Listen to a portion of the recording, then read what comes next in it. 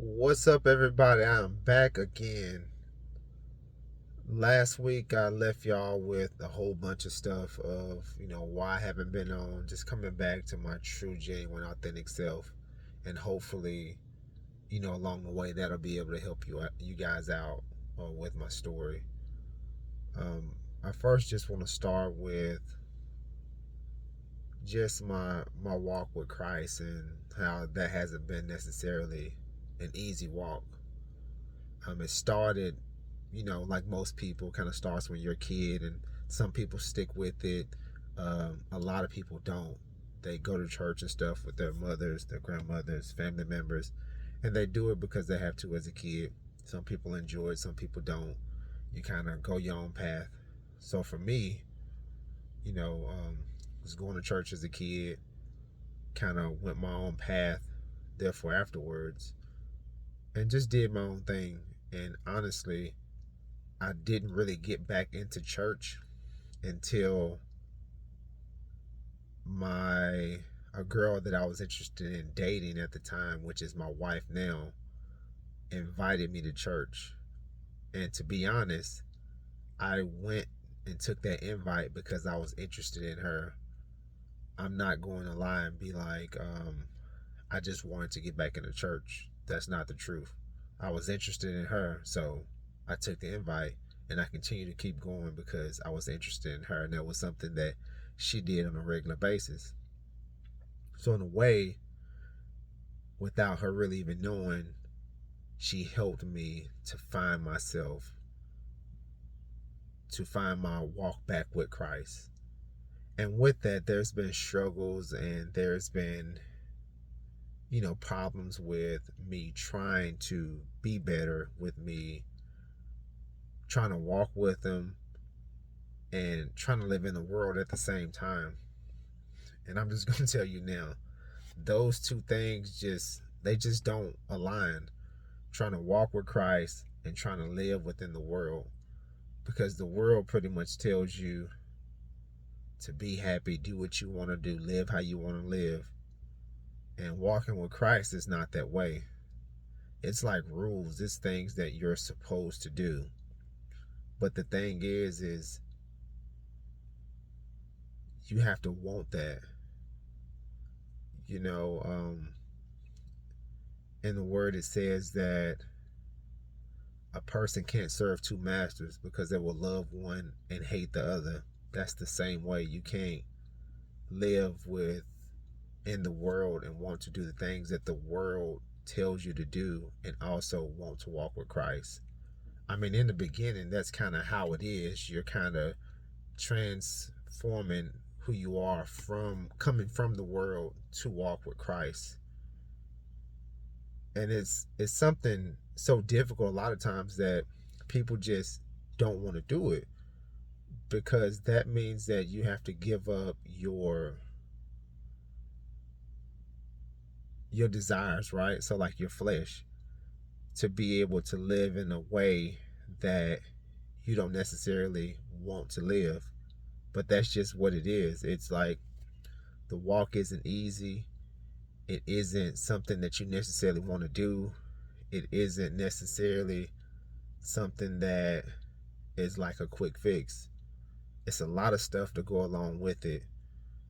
And I went from the story to come to this to get you all to understand that this is just my walk and my journey and what I've learned, and I just want to be able to share that part with you. But again, this walk isn't easy, but I can tell you that the reward is incredible. You know, the person that I've become throughout this journey, the ups, the downs, the downfalls, me even wanting to abandon what I started. Like, all right, God, like, I done changed my life around. I done did this, but life is still a certain way. It seems like these same things or these things keeps happening within my life. I thought that once I started following Jesus, that life would get easier. That's when, kind of let me know to go to the Word. Word tells you that, when you start this journey, you start this walk, I'm not promising you it's going to be easy. In a way, it may get harder, it may get tougher, it may, because you're going to have people that are going to, pretty much hate you for what you believe and what you're going towards and what you're trying to live. And there's a big, a big misconception within that. A lot of times people hear, when you're a Christian that, you know, you hate. And it's like, no, my word teaches me not to hate anyone. It teaches us to hate the sin, love the person, but hate the sin. And a lot of times when you're talking to people, they don't believe that two things can be true. You can't hate a sin and love the sinner, because in a way we're all sinners. So how can I hate you and I'm the same thing? It's just a different. My sin is different than your sin. So I can't hate you because I'd be a hypocrite. I'd be hypocritical. Right? But the thing is we're called to love one another and to help each other along the way, and to be able to eventually cut the sin off at his head, right? Like, my sin may be different than your sin, but in the process of me loving you and trying to help you to stop yours, because maybe yours isn't mine and I can help you with yours. And maybe along the way you can help me with mine, because you may not struggle with the one that I struggle with. I said all this to say, hopefully you guys can get some help from this. As I say again, this walk hasn't been easy. This walk's been very difficult. And at times it seems like you will actually last because of who you choose to believe in. It seems like the people that are doing the things that are the worst, or the people that are living the wrong way, get the better life. I remember watching a movie, I think it was God's Not Dead, the first one. And I think one of the sayings that one of the guys said was, the devil will give you a life of comfort and give you everything you want and ask for, so that you never have to go and believe in Jesus. That right there, when I heard that, I was like, whoa, that's so deep. And just think about your life, though. Like, are you getting everything you want? Life is easy, life is comforted because you choose not to? And you think that, hey, I'm getting everything I want, everything I need. What's the point of me even going that way and going in that direction? Yeah, you may have to give up that stuff. Your life may become more difficult. But one thing I know is that in the process of, if your life is difficult on earth, your eternal life is going to be amazing.